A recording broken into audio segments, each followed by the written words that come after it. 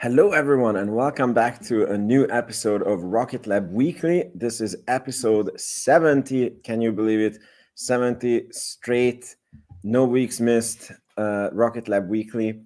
And today we have with us Matt Money, who has missed the last couple of episodes. I thought Matt quit on us or something. He went to ASTS.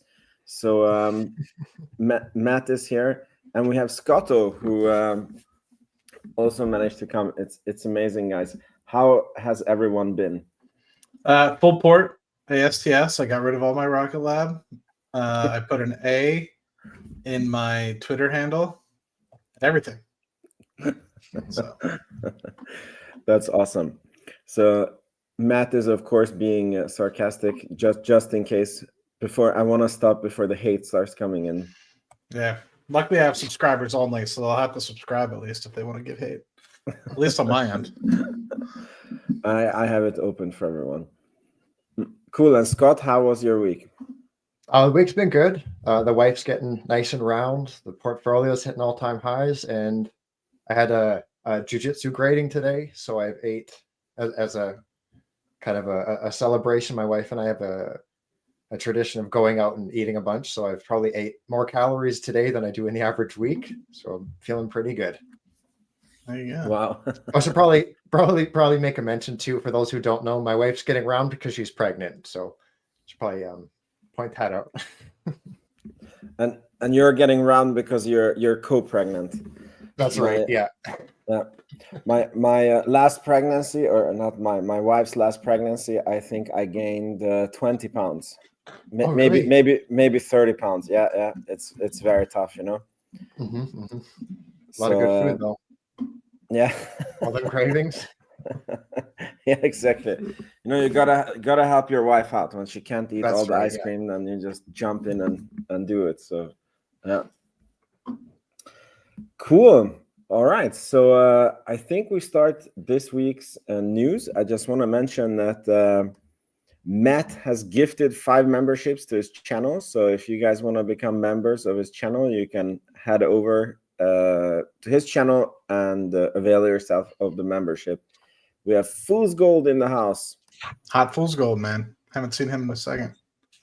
Yeah, he visited last week. Touring the world. And he said you almost came to visit us, did. but you said no. I did almost. Yeah. Cool. All right, everyone. So let's get the news of the week going. So Rocket Lab has announced the date of the Q4 financial results, and that is too long away for my taste. It's the 27th of February. And yeah, I actually just checked 3 months ago. The stock was at $11. Can you guys believe it? And I think on the earnings, we went from $15 to $20. So that was quite a legendary call. Any expectations that you guys have for this Q4 earnings? Go ahead, Scotty.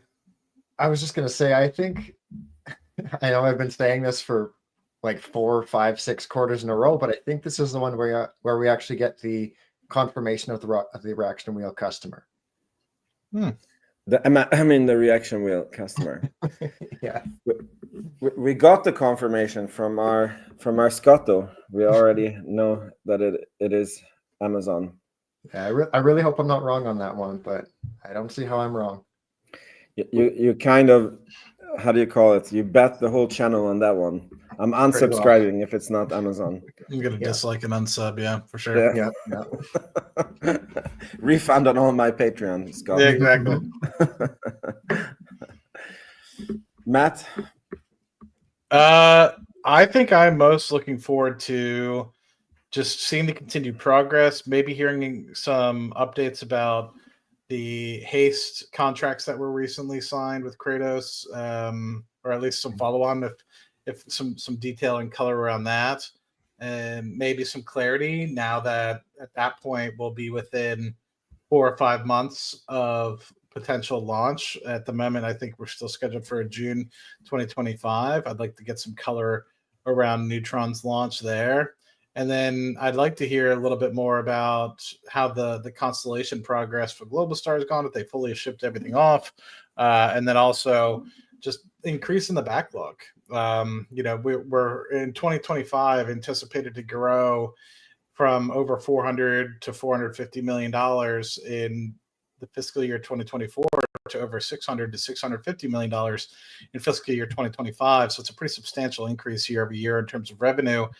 So with that, I'd hope that we would see at least a 50% increase in the backlog, going from about 1 billion, which is about 2.5 years of 2024 run rate, to a 2.5 years of 2025 run rate, which would be, anywhere between 1.2 billion and I guess closer 1.3 billion on the downside, to hopefully closer to 1.8 billion. Just knowing that we're going to start churning through, and then it's not going to slow down, right? I mean, in 2026, we'll have close to 800 to 900 million in revenue as well. So I would like to see that backlog start to really creep up going forward. And I don't think we'll hear it for this particular announcement, but I'd like to hear a little bit more around if the SDA will potentially be giving out the launch contracts anytime soon, whether or not at least Rocket Lab's putting their name in the hat. I anticipate they've stated it, I think, explicitly on conference calls directly at banks on like road shows, but I don't think they've explicitly stated anything with respect to the SDA launch contracts on conference calls. I can be corrected on that. I'm not 100% certain, but I'd like to hear a little bit more color on that, when they would expect something like that. Anyway, there's a lot of different things I'm looking forward to. They always do a really good job, pinning everything together and giving us a little bit of a small university course within the first 10, 15 minutes with all their different slides about what's going on in the organization before they get to financials anyway. So just really excited. It feels like it's been forever since we've been able to hang out and chat with the guys and hear about 3Q earnings. So really curious to see how the fiscal year 2024 ends up. Yeah. What do you guys think? I'm jumping a little bit on topics here, but the announcement that Apple opened up the iPhone to Starlink, and obviously Apple is a shareholder in Globalstar, and Globalstar is a big customer to Rocket Lab. And the shares of Globalstar, needless to say, tumbled on the news. How much do you guys like? What do you guys think of this news? Does this hurt Rocket Lab? Does it mean that Globalstar becomes less of a customer now, or everything stays the same and it was just fake fear? I'm not too sure. I'm sure it's not the greatest news, but like, it's not like this was the kind of core thesis for Rocket Lab. I think that the MDA Globalstar expansion was kind of a nice option for Rocket Lab, but it's not crucial to the core business. It would have been nice to have to see that expansion. And maybe Apple kind of dips their toe in and kind of is like, oh, well, this makes a lot more sense for us to kind of pursue on our own, rather than just being a Starlink customer forever. So it could maybe, ideally be more optimistic for Rocket Lab than less. But yeah, MDA and Globalstar both were tumbling. I think it was Thursday or Friday. And I noticed that MDA recovered quite a bit, which is a little unfortunate. It was a position I started building. I added one little chunk and it ripped ever since. So it poor me with a 2x, but like, it would have been nice to kind of build that position before it did its dance, I guess. So yeah. How are you feeling, Matt?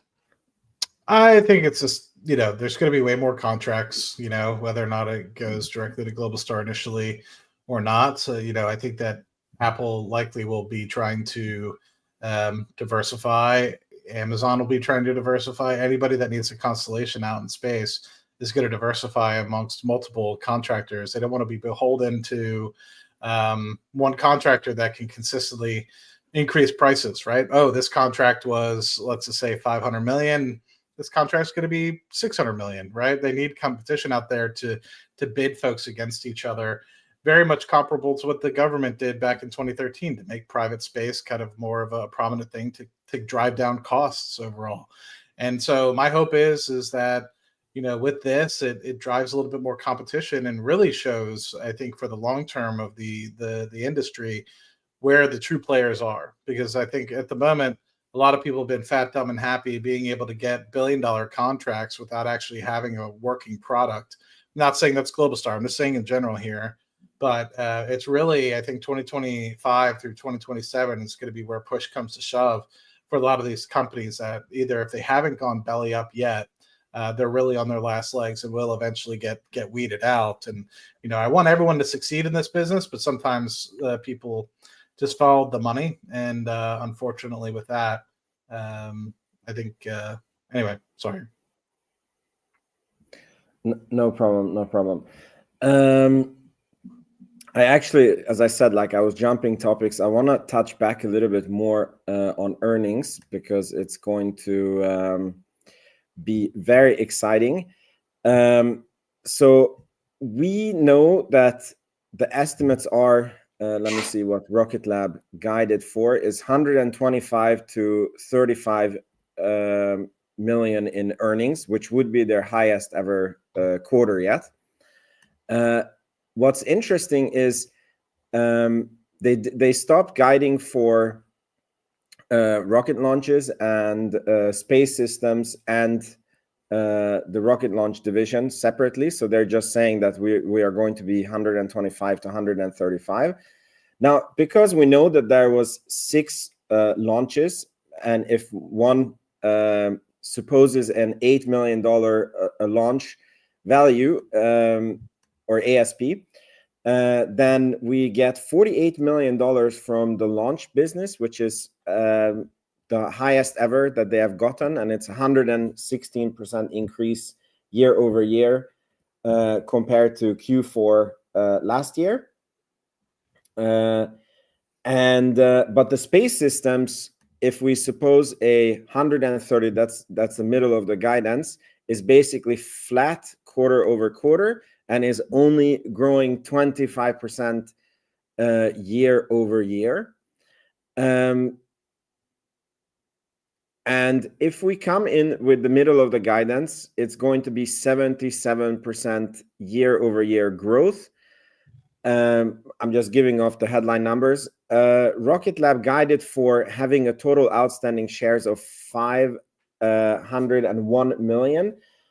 Which is a yearly dilution of 2.42%, which is a fantastic little dilution. In my valuation model, I was counting with 3% dilution, and if we follow that, the shares should be 504 million, but it's only at 501 million, so we are very good at that front. And the adjusted EBITDA margin, they guided for minus 28 million adjusted EBITDA, which would be one of their, like, I want to say lowest margin, but it's like basically the closest to zero so far. The only one that better that they had was Q2 2024. So overall, it's a very exciting quarter. I want to see it's, because obviously we're probably going to get a guide for how many launches they're going to have in 2025. I'm hoping for obviously a Neutron launch, which is not going to be paid, and about 22 new launches, which is a, you guys need to help me out here, 30-40% increase in launches. But space systems is normally a total mystery, so I hope that we're going to get a guide on that. And obviously the backlog needs to start going up. Adam Spice mentioned in one interview that he wants to double the backlog. And we haven't seen motion in the backlog, I think, for a few quarters now. Is there any number that you guys specifically look for, or that you think deserves special attention? Backlog is the biggest wild card for me. It's definitely the number that I'm most interested in. And the reason for that is because they've been really quiet in terms of announcements, kind of like across the board. Like really the only thing that's been added in Q4 is the Neutron, the launches that were announced in Q3 that would have technically fallen within as a Q4 booking. And then aside from that, like 95% sure that this Aurora Tech launch, the one that was just announced, was also a Q4 item.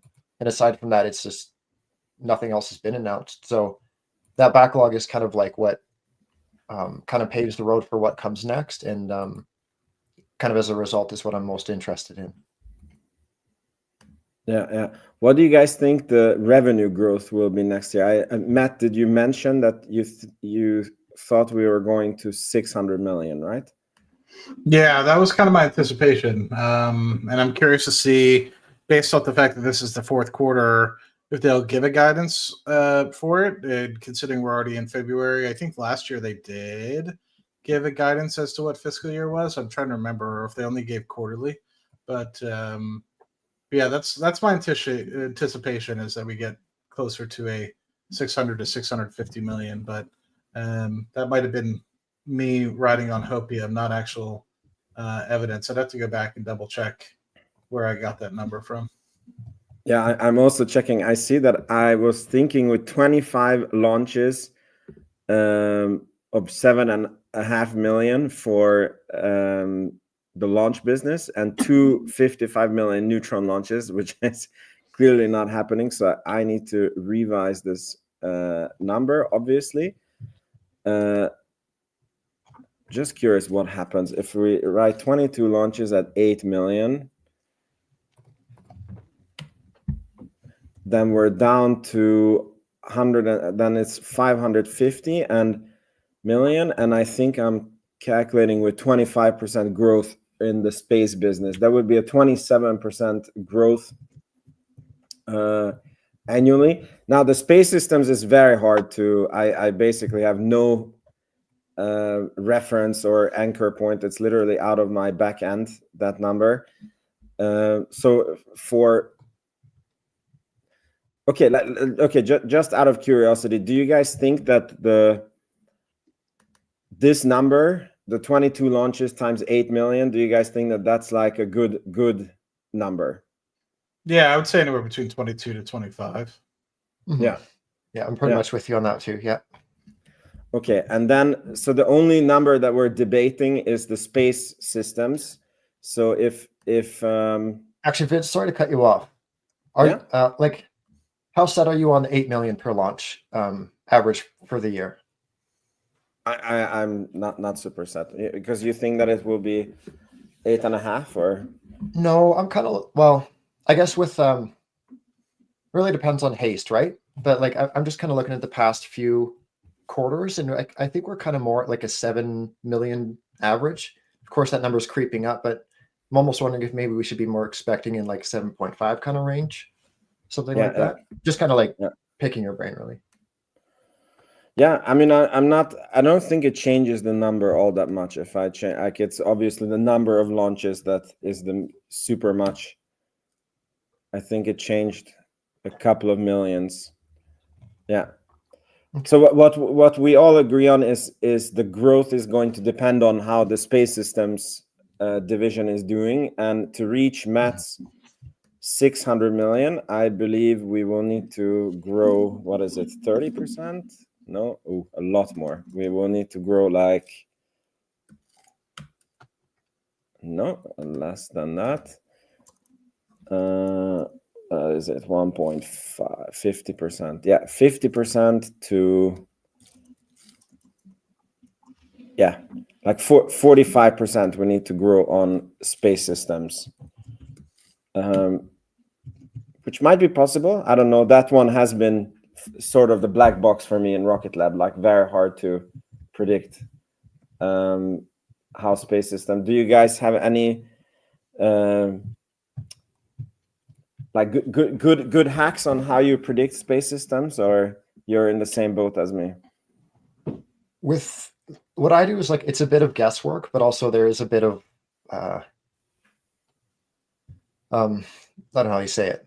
Essentially, like I have like different lines, like one's for like the components run rate, the other's for like what I'm expecting for the Victus Hayes mission to be recognized, the SDA for the year, and just kind of like honestly based on exclusively what we do now, I'm already arriving to like 320 million, give or take, and that's not in addition to like anything that might turn up throughout the year. Yeah. So that's kind of like a low bar.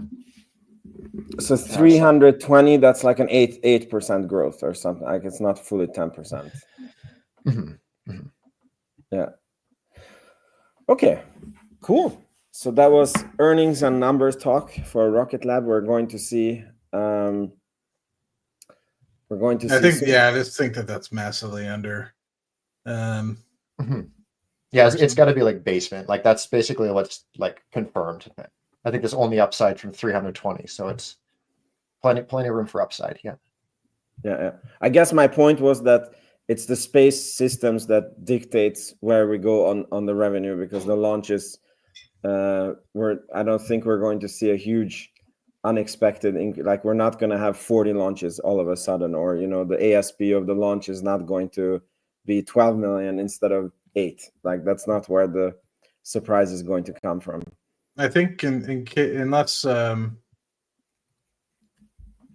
Haste speeds its pace, then I don't see us really going much beyond 23 or 24 launches for the year. Yeah. But then again, that's with the now that Haste is about going on 18 months old in terms of a program, and the first one was launched in June 23, and we've launched 2 since then. For a total of 3 over the past, I guess, 18 months. 2 in the more recent, past. Is that pace going to continue? And if that's the case, then it's almost like I don't know how to grade that versus the speed at which Electron has been growing, right? Because we ended up with what 16, it's either 15 or 16 Electrons and 2 Haste last year. Is that what it was? Yeah, 16 and 2. Yeah. So, my hope would be that you end up with something like 5 or 6 Haste this year, and you're able to kind of get a 50% growth out of Electron. So maybe you could end up seeing something like 29 potentially. That'd be awesome, but unlikely. Yeah. What was it? 18 launches total last year? I thought it was 16. Sorry, maybe I might have misunderstood. Yeah, 16 launches total, 2 of which were got Haste. it. Yeah. Very good. Yeah. Sorry. Okay, good. Cool. All right. So we move off from earnings and we go into the next news, which is wet dress rehearsal complete for the first launch of 2025, which will be Canis, probably can't say it right, on the 4th of February, just 3 days from now. Any one of you plan to live stream that one? I think it's going to be early morning. Yeah. I'm trying to remember.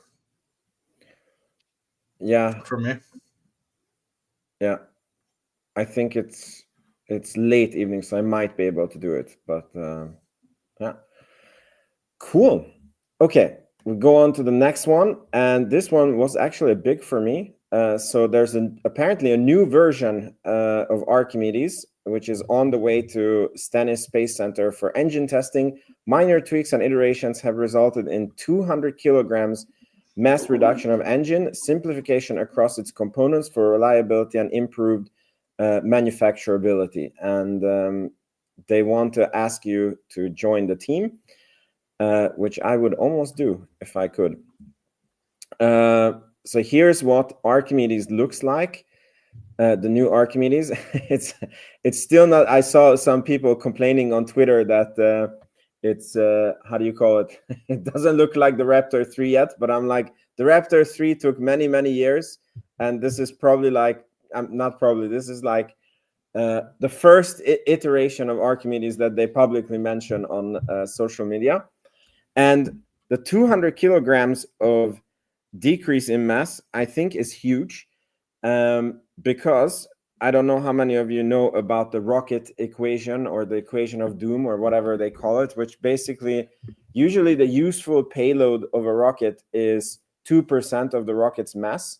So that means that if you add 2 kilograms of mass, you need to add like 98 kilograms of fuel to the rocket. So the fact that they save 200 kilograms on one engine, and there's going to be 9 engines on stage 1 and 1 vacuum engine on stage 2, that is 2 tons of savings.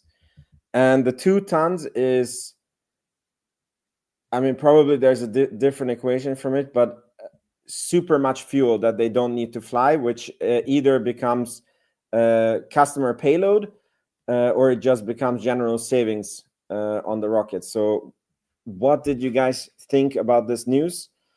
Yeah, I can start on this one. So first and foremost, thanks, Curtis. You're always very much appreciated, and I do need to reach back out to you because I know I have a message from you. But with respect to this, I mean, I think somebody said it eloquently in the chat. It's not flight worthy yet, right? And I don't even know if you would consider this even a version 2. I saw some people saying version 2. They didn't claim this was version 2, did they? No, they just said. Yeah, so I think that people are claiming, oh, this is V2. It's like, I think it's way too early. You wouldn't even have a version 2 before you even launch it. So I still think that they're just iterating on version 1 and getting to a place where they have the ideas as to, hey, they had ideas as to what they would do for Stennis. They've actually got actual information now. They can maybe remove some of the engineering factors that they had previously. And that's what this is going to do, right? It might have been that cone at the bottom is thinner than it was before because they didn't necessarily know how much they needed to be able to get the right propulsion, etc. So with all that, they're going to potentially reiterate, right? And look at it again and again and again. And eventually there's going to be large changes, right? I'm sure that 200 kilogram savings was specifically on some minor things that they can't really change all too much. But I'm sure as they move on and on and on, they'll make larger things. Keep in mind, these things might take time based off the fact that Rocket Lab was very knowledgeable about creating engines in the first place with the Curie engine and then obviously with the Rutherford. And so they took a gamble to build out the factory and assembly line for Neutron prior to actually, getting Stennis up and running. And so with that, it's going to take time for there to actually be a version 2. And maybe they're working on it, but I'm sure that this version alone is going to be great and matches a lot more with the engineering factors and lowers the safety factors. And I don't mean safety factor in terms of like it's going to be less unsafe. I'm just saying, in engineering equations, there's always a fudge factor that people put onto things. They probably got actual data now and removed some of that, which is a lot of that 200 kilogram cost savings. But very curious to see. I noticed a pretty good difference between this and what was put on Stennis at the test stand. And so I'm curious before we actually get to launch if there's going to be another beautiful picture where we can compare again. And to kind of echo what like Jacob and Space Ghost are saying in the comments, like it's kind of like unfair for this comparison because the Rocket Lab is like, hey, check out our new engine, and of course people right away default to like, well, look how sexy the Raptor is. Like this one looks used, and I think anyone in this audience can kind of echo like, yeah, that's the point. And kind of like, I think it was on the interview that we had with Peter Beck where he's like, we're trying to get him like to say like how many engines have we produced by now, and he was kind of like, well, it's not that simple because you take this part from engine 2 and add it to engine 3. Is that still engine 3 or is that engine 4 now? Is it still engine 2? So to see this, I'm like, it's kind of a beautiful mess in a way. Cause I mean, like good that they're using reused parts. Like it doesn't need to be shiny. It's kind of a testament to being able to use that over and over again.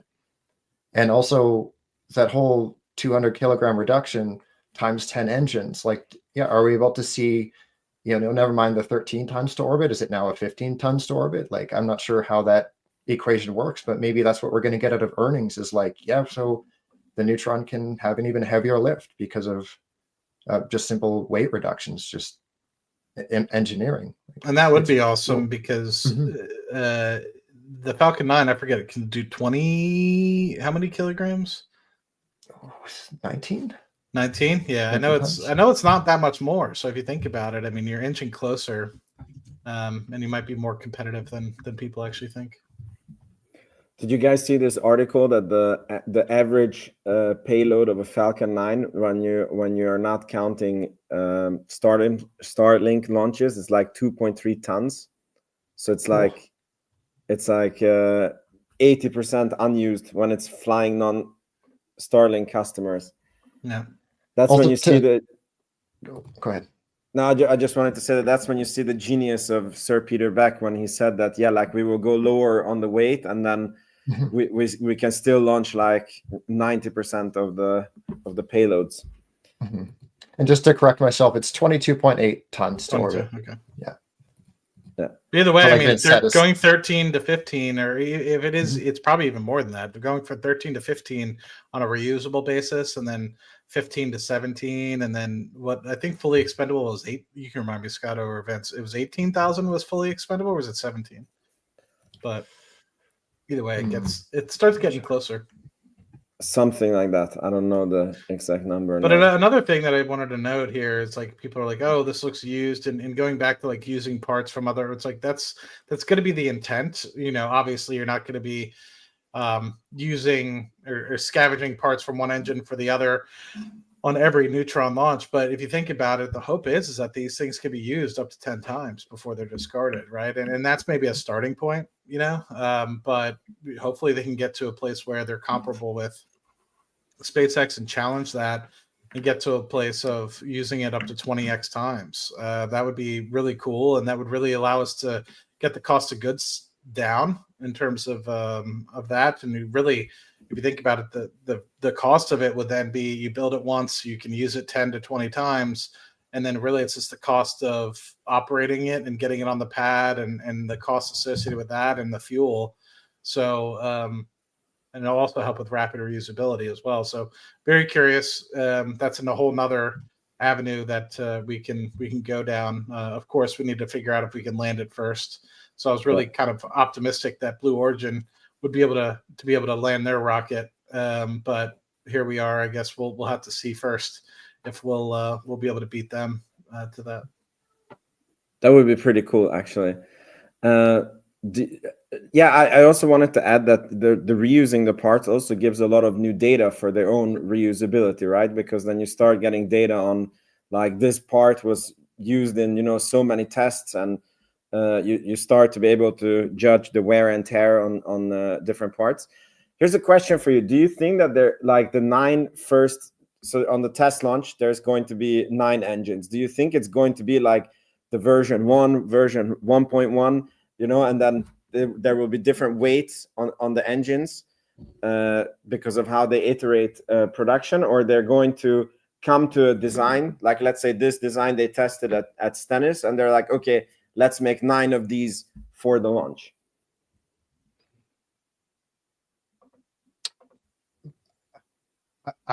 I'll say that I don't know how this works, but like part of me thinks that would just cause like an off balance. But I don't know if they want that to be like very accurate for the first set of launches, because if you have like extra weight on one side, it might give you false readings. But I'm no engineer, so Matt, maybe you have a little bit more insight than I would. No, I don't. The first launch, I don't know if how they would work that, but my hope would be is once they get reusability and they're able to land this candle, that would be really fun to then be able to do just that, Vince, like version 1.1, 1.2, 1.3, and test all those variations. And it's a lot goes back to what Elon said with Daily Astronaut when he showed him the Starbase, and he was talking about all the different things that they're trying to test, right? There's going to be items that have 1 in 1,000 chances of happening, or have a 1 in 10,000 chance of happening, that you want to test and see if that's even worth, let's say designing for. And if that's the case, I would love to at some point have 2 or 3 different variations of engines, because by the time you get them back, you'll be able to test it and get it ready for version 2, where you're able to shrink the amount of material you're using for the cone by 20%, and some of the piping you can intertwine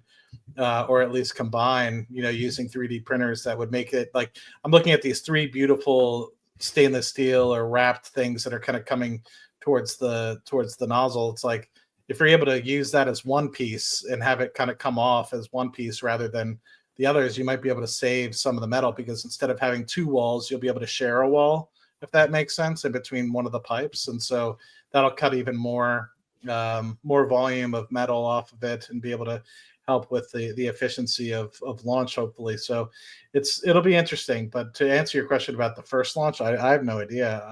I'd actually think that might be a good opportunity to ask Peter in the future.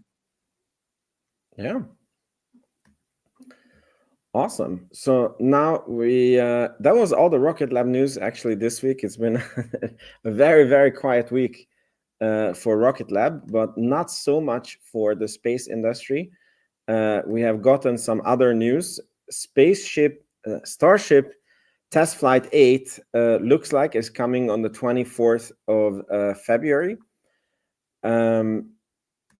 I don't know if we have any comments on that. Do you guys have how closely are you tracking Starship progress? I mean, fairly closely, as a kind of benchmark for a new rocket being brought to market. And I don't think we've talked about it on the channel, so I'll take a moment to be bearish and just point out that this is now iteration number 8. So SpaceX has had now 7 launches with a new vehicle with 0 payloads to orbit. For those hyperboles that think that Rocket Lab is going to be, delivering payloads in 2026 with no problem, maybe we get a hiccup or 2 along the way, because I mean, if the king of the castle is seeing that, I mean, maybe the underdog will too. But fingers crossed, well, as always. I'll take the other side of that. New Glenn. True. Yeah. Okay. first launch, and they delivered a payload to orbit. True. So, yeah. But I definitely agree with you that the first launch is a test launch. Oh yeah, and also like, why didn't I mention this first? Like Rocket Lab's history, like Electron. I think if you look at the Atea 1, I think was their first rocket, and it was a total success. And then Electron was basically a success on the first launch. But it's true, they did 2 test launches on that one with no customers. So and now we have Neutron. So yeah, it's I'm thinking that they're going to succeed, but how do you call it? It's not out of the realm of possibilities that it might be 2 or 3 test launches. I mean, to me, as somebody that is an optimist, I think that they would actually still try to launch something. I don't think they're going to try to launch and not have anything up there. There's definitely going to be some sort of thing that they're testing, likely. I mean, I don't know for certain, but I'd be curious to hear if they do have any thoughts about, I know it's not going to be somebody outside of Rocket Lab. It would be a Rocket Lab owned satellite or something of the like that they would potentially put into low Earth orbit. But yeah, I mean, to me, it wouldn't be a complete trial of the opportunity at hand if you weren't, 1, going to try to put something into orbit, and then 2, try to land it. So, or I guess even you want to say 3, have a successful launch off the pad in general, right? Because that's obviously could be a piece that might not happen. Not everyone does get off the pad the first try. So there's 3 really key data points that, Blue Origin was able to do really well if we're talking about upcoming and recent launches, which is obviously the launch itself, the positive orbit test, and then landing. They obviously didn't stick, but yeah, I mean, very curious to see if they take that opportunity to test something internally for even our future constellations, right? Because it's going to be the whole purpose of the Neutron launcher was to launch constellations. It would kind of, you're putting $300 million into it. You would hopefully get a nice data point that you could potentially get something into orbit the first try and get that data point as soon as possible, rather than waiting another 6 months to 12. And then obviously you'd want to gain confidence for your future customer, who we anticipate might be Amazon or somebody else, but you'd want to give them confidence that you have the ability to do it. Yeah. Francisco Ramirez thinks you're heading in the right direction. So will Trump's tariff change the market for 2025? Well, all those electrons coming in from Mexico are going to be 25% more expensive. No, I mean, jokes aside, I don't think the tariffs have anything to do with Rocket Lab. And if the market falls if Rocket Lab falls because of the tariff news, it's one of those buy the dip opportunities if you like the stock. What do you guys think? Silly question before that. Did the FAA give them approval to launch the Starship again? So I know there's an investigation, but I don't know if they meant they grounded it. I don't remember. No, it looks like on this tweet that they applied for a license from the 24th of February. So it's not that they were granted the license. That's the date that SpaceX wants to launch. But with respect to tariffs, I mean, tariffs on specific, you have to think like tariffs in specific countries, while it might be a short-term hurdle or obstacle, doesn't necessarily mean that it is going to necessarily go through for a specific industry, right? So I think that something of national importance, like what Rocket Lab is doing, getting stuff for the SDA up into the air and getting global dominance in terms of the space race, whether or not you believe one is happening. I think, yes, there might be tariffs between Canada, there might be tariffs between Mexico, etc., but that doesn't mean all products, right? They can make exceptions, and so in the short term, there might be some sort of blanket 10%, 25%, etc. I think that they'll potentially figure out a way to come to the table and either make certain things work or certain things get a bypass. But that being said, I mean, we might get tariffed just by having Scott on the channel. I mean, I don't know. It's just so that's a different thing. And then you're over in the EU. Who the hell knows what kind of tariffs they're going to put on you, Vince? We might have to start paying YouTube to host this every week. Exactly. I still think somehow that these tariffs, they're still negotiating tools, and the fact that they go into effect, it just makes the negotiations faster, because I guess Mexico and Canada wants to get rid of them. But does Rocket Lab produce anything in Mexico and Canada? Something in Canada. It is the separation systems. That would be Planetary Systems Corp. That's right. That's Toronto. Another something. Call me Curtis. Scotto has to pay 25% on my channel donation. I mean, I think that would be a tax break for Scotto to only pay 25% on your donation. I think he's paying 55 or something. No, I don't know. To Google, I might have misspoke too. I'm looking at Planetary Systems, and it says the headquarters in. Where is that? Where did I see that? It looks American. There's something that's Toronto. I thought it was a separation systems. Something of Rocket Lab's merchant components is in Canada, though. So a question: the Apple one, Globalstar is American, but MDA is Canadian, right? Yeah. So do you guys think that? So then, when the MDA orders from Rocket Lab, like that goes without tariff, but then when Globalstar buys from MDA, then does Apple's Constellation become 25% more expensive, like just because of the tariff? That would. I think so. Yeah. Whoa. That must hurt, having like a 400 million order and then it's 25% more expensive. US, New Zealand, Canada, and Australia. I'm trying to find what and where or what subsidiary. No, that was Sinclair. So the original reaction wheels, that's the one that's Toronto. Based in Toronto. So that's the and keep in mind that's not the 12 NMS wheels. That's not the big daddies. That's the original. Like when they were acquired, they were producing like 150 reaction wheels per year. So it's the smaller ones, but I mean it's still. Yeah. Oh yeah, Curtis is saying that if the satellite comes to the US, the importing company will pay the tariff.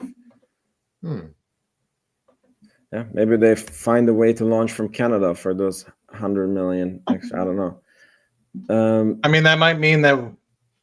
So no neutrons going to be made in the U.S. Are all electrons made in New Zealand and then brought over? That's the my engines, understanding. I think the engines are California. I think all the engines now, as far as I understand.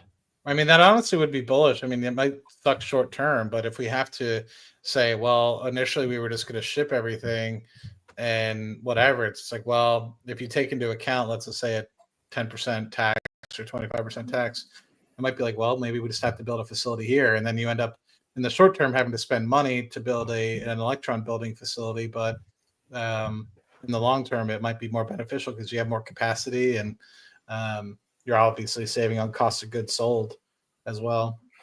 But New Zealand didn't get any tariff, no? No, but I'm just saying, just yeah.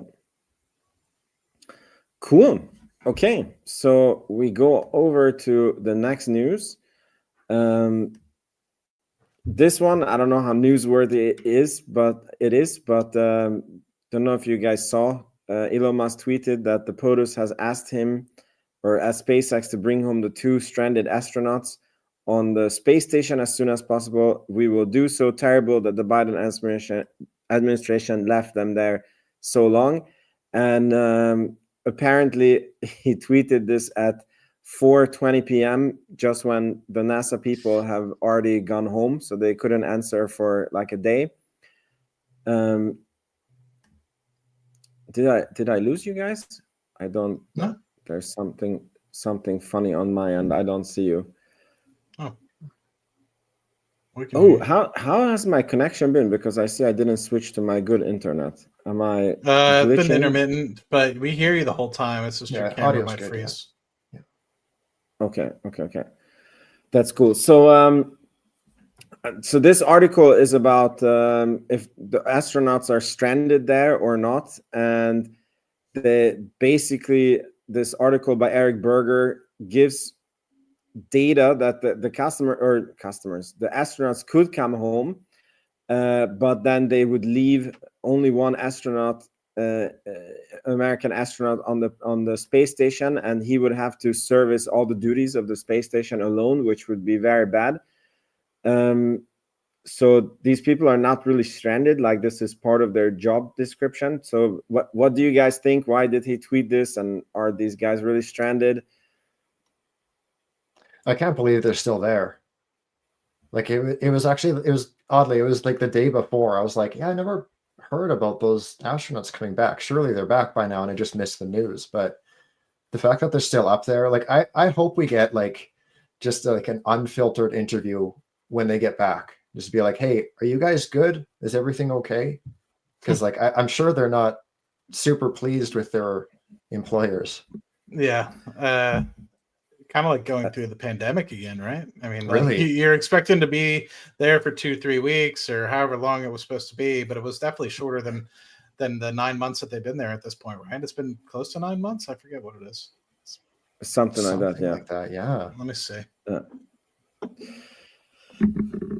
Yeah, I think that they have so many NDAs and that I don't know if they can give you an honest interview. You have to ask them, like, you need to blink twice if you're under duress. Really? Yeah, it's like, give 8 us months. a sign if you're not feeling good. Yeah. Can you imagine? And I'm seeing a few comments too. Like they're okay. The average length is 6 months, but like I don't know. If you're told that you're going only, what was it, for like a few days, and then suddenly it's just like, by the way, and coming up on 9 months now, like you're saying bye to your wife, like, hey, I'll see you guys next week. 8 days. 8 days. 8 days yeah, now, so, 8 months. Yeah. Right. So, it's like the pandemic all over again, right? We'll have 2 weeks to cut the curve. Everyone can go back to their normal lives. Like imagine going through imagine how, I mean, we're all screwed up because of the pandemic, right? And everything's changed for us. We've had to renormalize, etc. Now imagine having that a second time. I mean, it's crazy. Yeah. Hopefully, like Dave Huntsman's saying, like, hopefully they are just like, yeah, cool, I'm chilling, I'm good. Like maybe that's their personality. Yeah, he says you're totally wrong, folks. I hope so. I hope I'm wrong. Yeah, fought like hell to fly in space, mad as hell for being in space doing all this stuff. Come on. I work with over 100 astronauts. Come on, guys. Yeah, that's also a viewpoint. Probably some people are like, oh, they're so lucky that they get to be up there. Yeah. Okay. All right. We go to, I think that was actually the last space news. We covered everything. So, yeah, that was all for this week. I don't know if you guys want to add anything, if you think we missed any topic.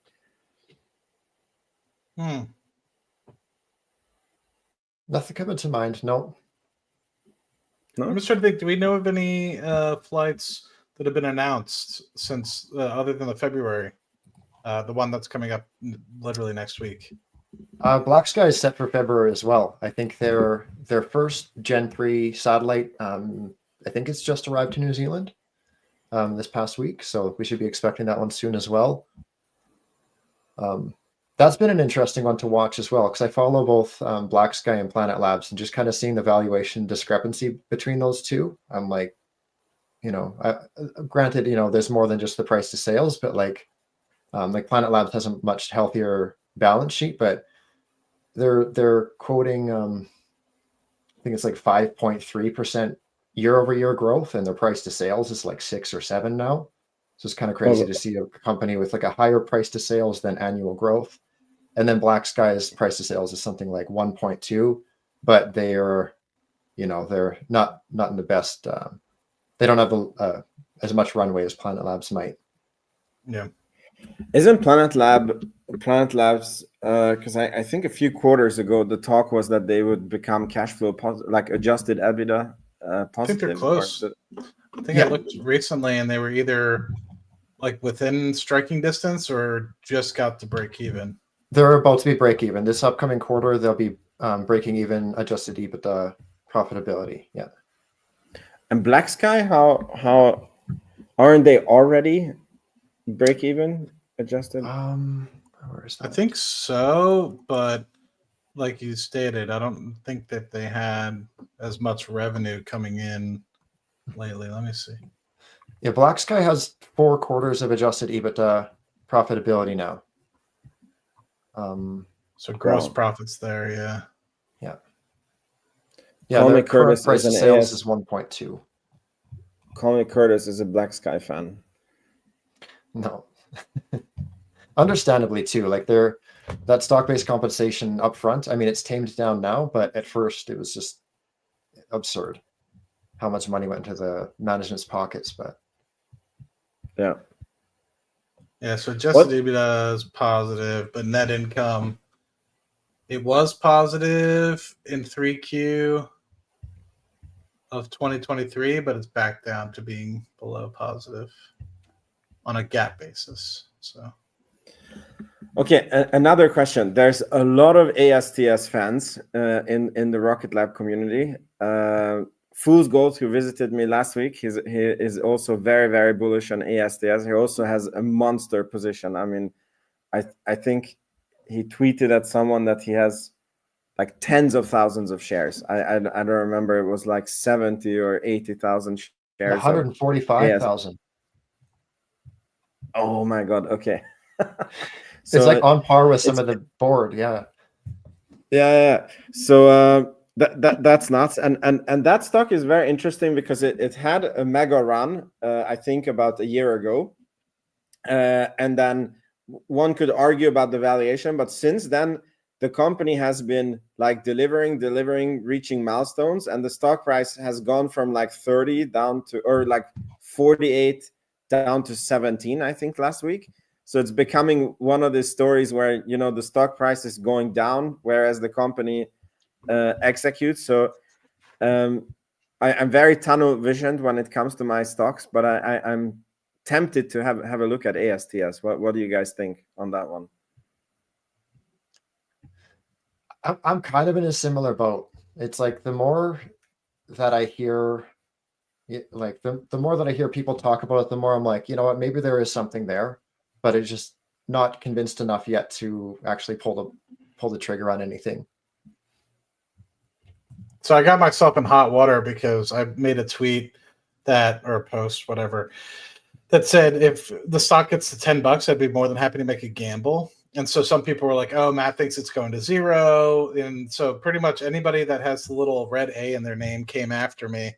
And so they basically, I didn't realize that they had I guess group letter that they all had to put in their name, which I guess is kind of cool.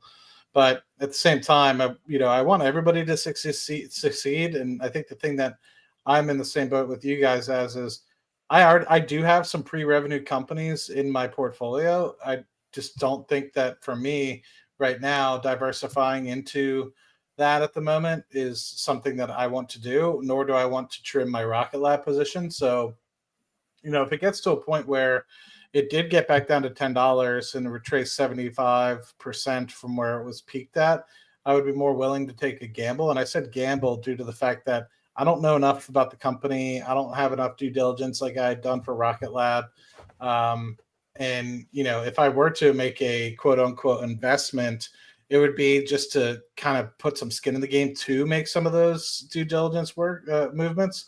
So with respect to that, I've always had a thought process of when they start to deliver revenue to do more due diligence on the company. But it's obviously taken some time to get there. And I know it will take more time because it is space and you're dealing with satellites. So, I wish everybody the best with respect to it.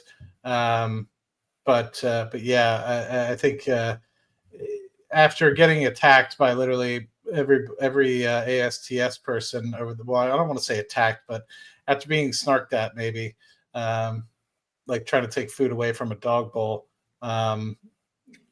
makes me like not want to enter the stock. But it's not the stock's fault. It's maybe the community's fault. How long until we should put emojis in our names? That's a good question. I was like, why don't we have emojis in our names? What the fuck? We do satellites or rocket ships? What do we do? Yeah. Something. Do they have satellite emojis? I think so. But by the way, just an interesting story. I was called to my Airbnb today because there was like something wrong with the hot water, which turned out to be nothing. But the couple that was there, the lady was from New Zealand and then the guy was from Finland, and I was like, that's a very interesting couple to like meet people from so far away. And I told the lady that, I knew a little bit about New Zealand. Have you heard about this company called Rocket Lab? And she's like, yeah, like I live very close to their headquarters. And so it was a very interesting conversation starter from a Kiwi. That was Vince's random story hour. Cool. We're gonna put that emoji, the satellite emoji. Okay, let's. Yeah, there you go. Love that.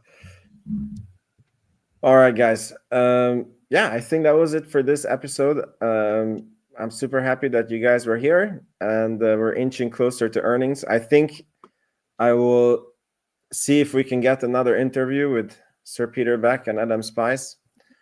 Then we can ask him some cool questions.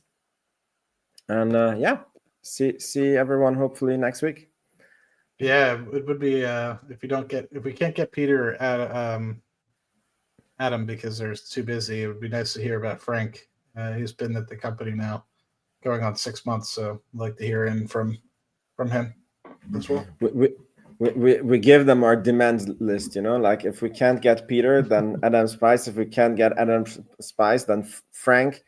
And if we can get Frank, then we'll take Muriel I got to start coming up with a backlog of people.